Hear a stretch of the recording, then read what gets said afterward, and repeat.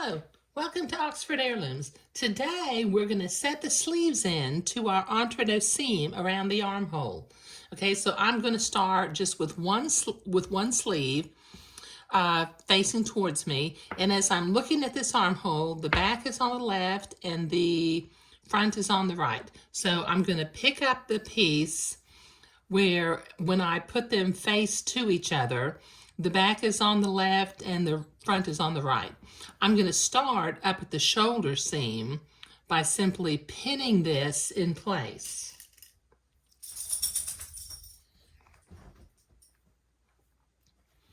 And then I'm going to ease this in by simply, I'm going to go ahead and go over here to the left-hand side and pin the left-hand sides together.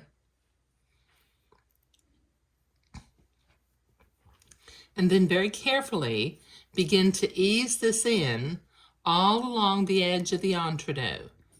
And if you cut your pattern pieces out precisely, it should pin just right in place. Because this Cherry Williams pattern was, it's designed very, very well for doing this.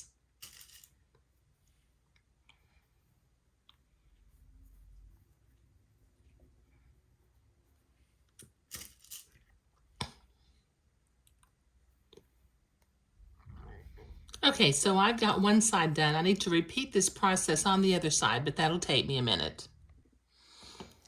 Okay, I've got that pinned on and I eased it so that it would fit. Now from the entree side, the inside of the bodice, I'm going to set my machine back to a straight stitch, standard stitch length, and I'm going to carefully sew next to the entree line on the inside of the garment, taking the pins out as I come to them.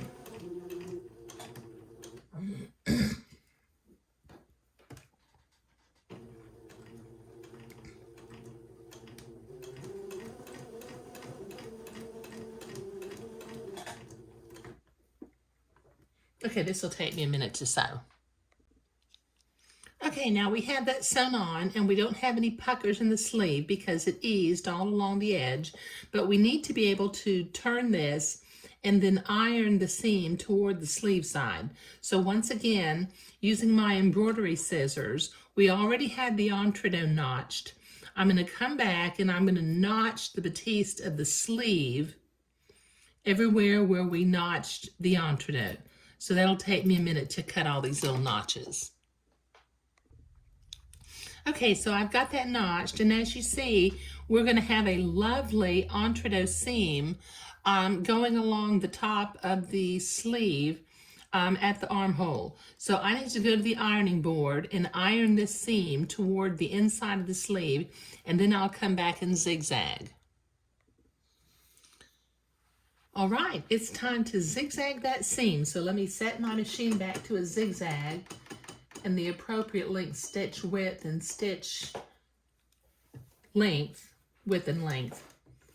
And then I'm going to come along and I'm going to zigzag, keeping my needle in the entree ladder on the right and just catching the top of the folded seam on the left.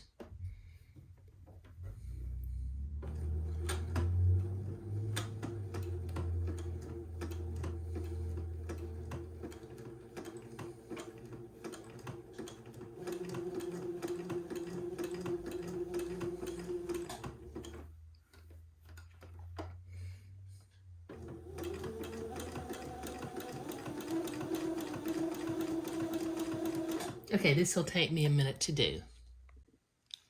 Okay, so I have that zigzagged along the sleeve side, and now I need to turn this over to the inside, and once again, using my specialty scissors with the bent handles, I'm going to come in and I'm going to trim the excess batiste and entree away from the inside.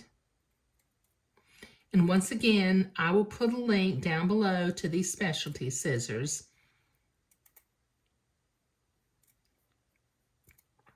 You never know when someone's going to decide they're going to want a pair. Okay, so this will take me a minute to clip.